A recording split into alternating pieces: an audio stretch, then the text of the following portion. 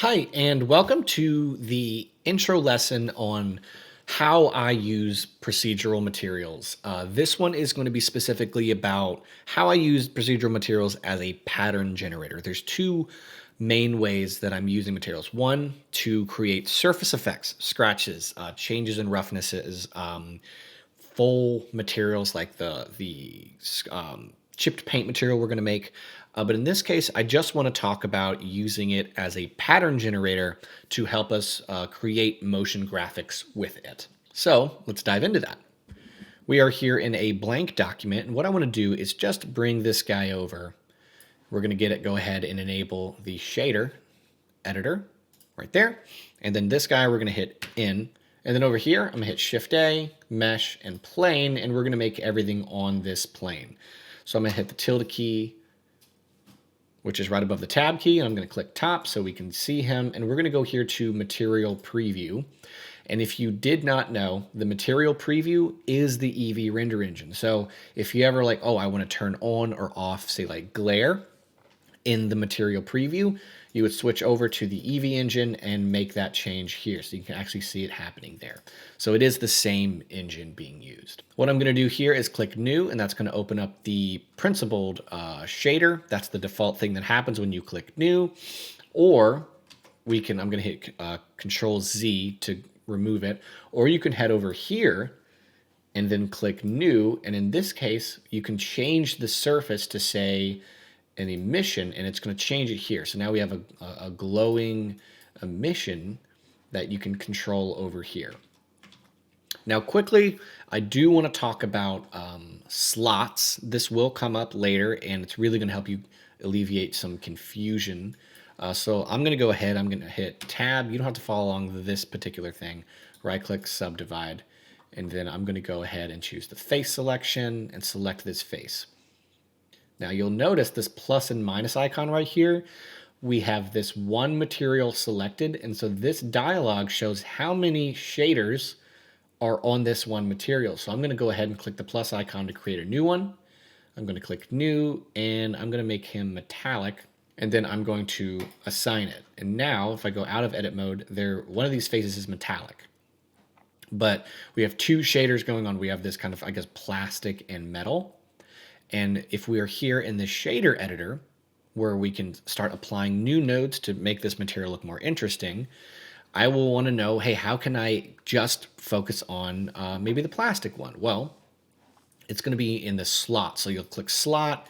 So remember that there may be some times where we're in geometry nodes or something, and I head over to the shader editor, and I don't mention what slot I'm in. I just kind of assume.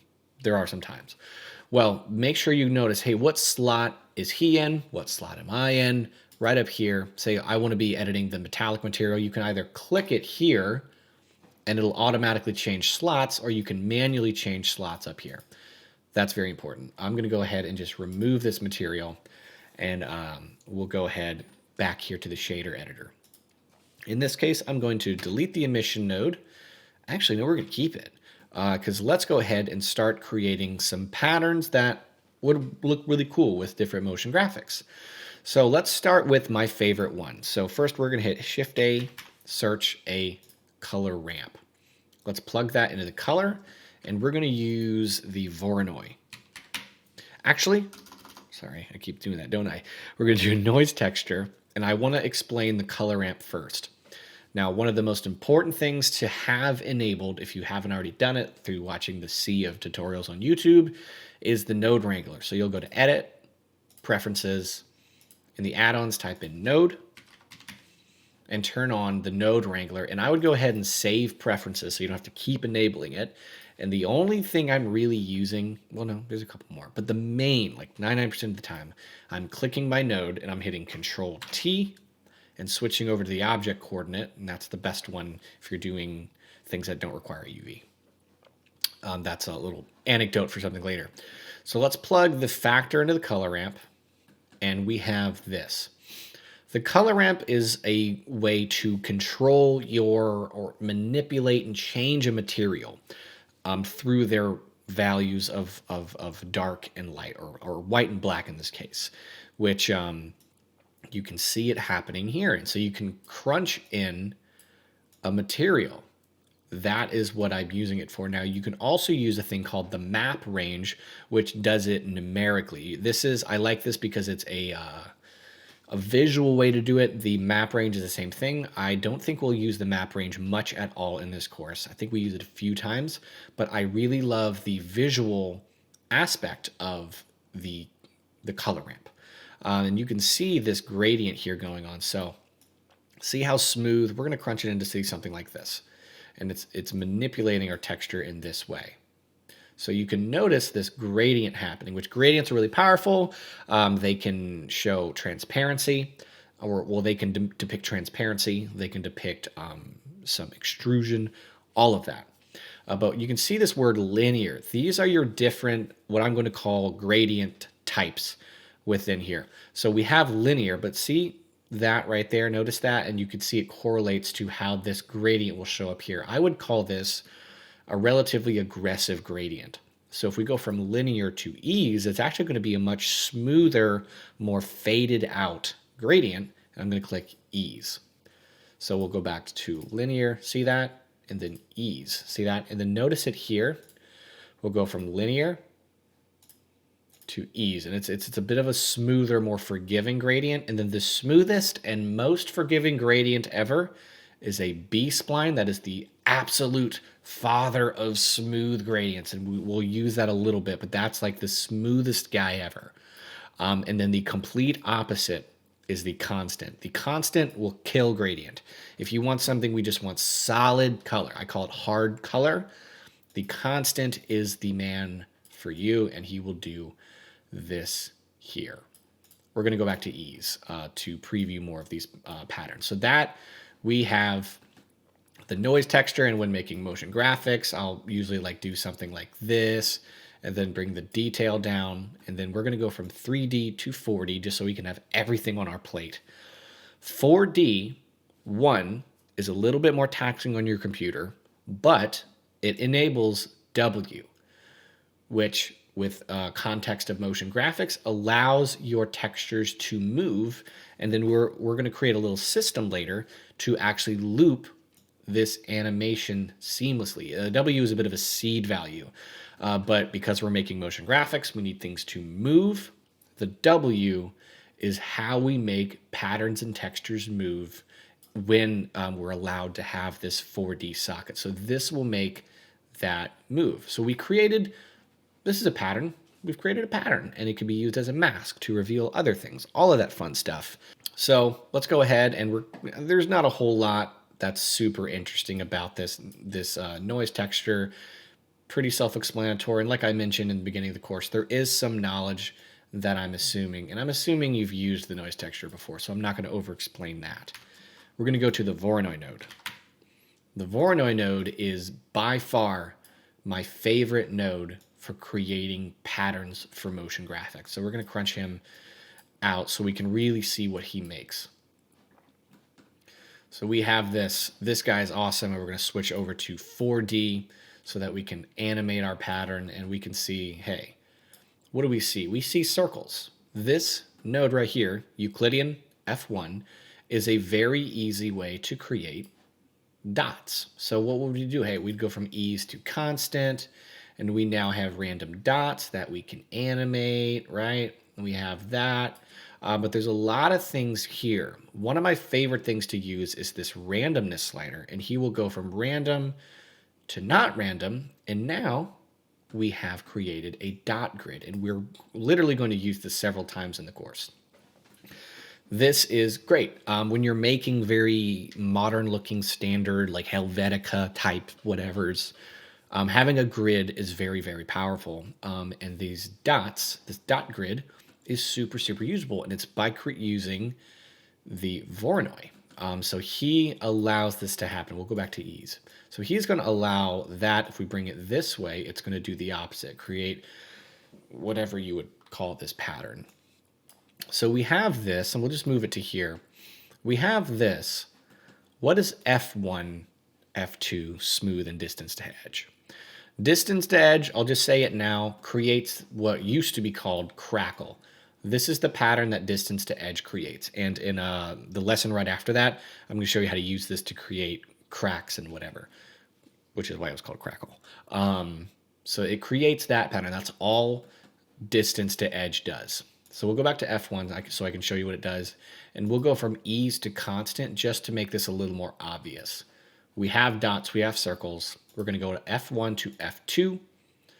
And what F2 and F1 will do, F2 is a more detailed version of F1. It gives you more variety, more stuff. I know that's not a very technical answer, but that's not how I teach. I like to teach in a visual way. F2 creates more stuff in a visual sense. So F1 creates these dots, F2 does that. And just to really drive this point home, let's go from Euclidean to Chebyshev, which is a very tech-looking pattern. See what we have here? We'll go to F1. See this? We have this, but if we go to F2, we have more things. And then if we do maybe an ease, right, we have this. You can see all of this. That's F2. This is F1. We have a good amount of stuff, but F2 will create even more stuff. And then if you want even more, then you'll play with a lot of these guys here. So the way to add more detail than you already have is with this detail slider. So I'm going to hold down shift and slide it over so we can be a little bit more smooth with it. And then maybe we'll bring this in. See this right here? We're adding detail. And so now we have all this, and then you can bring up your roughness, which creates even more detail, and it's kind of crunching through. We'll just do this right here. See all this detail we're creating? So if you bring this roughness back, you're creating less detail. Bringing it in, you're revealing even more detail. It's really cool and powerful. And then your Lacunority will add more on top of that. If any of you guys remember JS placement, this is pretty much that. Well, it kind of looks like it's not really. And then say, hey, let's go and switch this over to a constant offset. And now we have all of this detail from Voronoi. So this is another pattern, right? And say, let's bring this roughness all the way back to get our base Voronoi pattern. Bring your roughness in. It's going to give more of a pattern. So this is how you create lots of stuff. We'll do 0.5 in the Lacunority. This is how you create more patterns on more stuff within Blender. Bring it back to ease so we can kind of see it. Lots of things. I'm going to go and just bring in a new Voronoi texture to restore ourselves back to default. Bring it to distance. So let's talk about distance. And of course, we skipped over Manhattan, which is just a different pattern. All of these are different patterns that you can use to create things. So we saw that with Euclidean, we can create dots, right? If we go here to Manhattan and bring that randomness in, we can actually create squares, right? So now we have these square looking things. And we can go here to Minkowski, and now we have stars, and we can go to Chebyshev, which creates, if it'll load, oh, it did load. We have other cubes. So we saw Manhattan created these cubes, and Chebyshev creates a different cube here. So now we have like that wireframe from the brick texture basically, or these squares here. So it's going to create that. And then you can make it smoother like so. So now you can use this to create this pattern here. New pattern, and then you can flip color ramp and do this. This lesson can go forever, but the biggest thing I want to show is creating simple patterns to kind of get your brain warm to how we're going to be using these later in the course. So now we have this here. And what I would encourage is really explore the heck out of the Voronoi node. It's really awesome. Let's go to F2 maybe and play with that here. All of that stuff and bring in some detail. I mean, there's Manhattan is probably my favorite one, to be honest with you. There's a billion things to do here. No, sorry, it was Chevy Chev. That's my favorite. There's a billion things. Like, look at that. We've created tiny squares that do that, but they're not really squares, are they? That's the Voronoi node. It'll take forever to really show all of the things that you can make with this. So I'll leave it alone. Let's go here to Musgrave. The Musgrave texture is cool. I honestly don't use it that much because in the way that I would use it, I would use the noise texture. So you have some cool things to play with this, add some detail, adding dimension, and see that? That's pretty much the noise texture.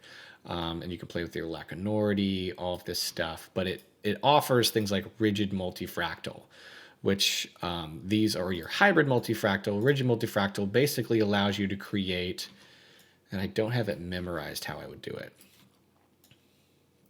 is this. If you play with your offset and then bring that detail down to 0, you now have these lines. And then the offset will say like creates this transition looking effect that you can use, say like in After Effects as a cool transition, but it creates this. So if you copy my settings here, you now have these strings, and then you have your offset to animate it. You have your gain, which doesn't really do that much, but you can play around with this. And then if you go here to 4D, of course, it is animatable, which, I mean, this does create a really, really cool looking effect in the W. So again, I would encourage self-exploration with each of these nodes. What do all of them do? What are the extent of patterns that I can create with this whole system? It's really, really awesome. So that's the Musgrave texture. That is, to me, the most frequent use of the Musgrave texture is to create these little worm trail looking things. Let's talk about the wave. The wave texture is awesome, and my favorite thing about it is the phase offset, because that's the easiest thing to loop. You have this phase offset right here. So if I bring this in, this is the wave texture. We have bands, rings, sine, X. So we have scale, of course. We have distortion, and then you can bring in the detail, and then that detail scale. Now we're back to kind of like a noise texture. You have your roughness here and your phase offset. And we will be using the wave quite a bit in this course. It's incredibly useful for motion graphics. So we have that. If we bring our distortion back to 0, we just have regular waves. We can see it creates these gradients here. So you can go from bands, so you can go from sine to saw, and that is going to change the way this looks. And of course, definitely has its use cases and different things. You can go to triangle, which creates very similar to sine, but triangle is a little different, especially if you start to goof with this with bump. It definitely has its own things. And then, of course, you can distort it. Then we'll go back here to sine. You can go from bands to rings. And then it's going to show you, but the best way to really notice it is within the X. You know, you have Y, X, Y, Z, and then, of course, spherical and Z show the same things in this case.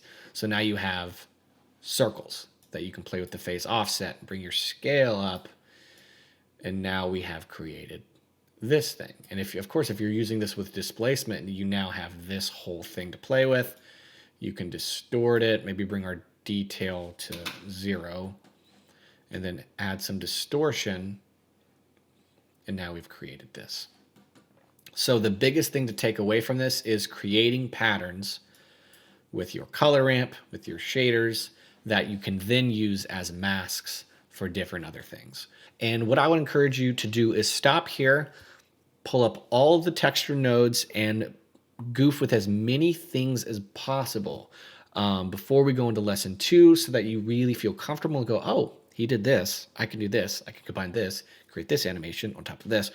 It's very much kind of stacks on each other and does really, really cool things. So with that being said, let's move on to the next lesson after this.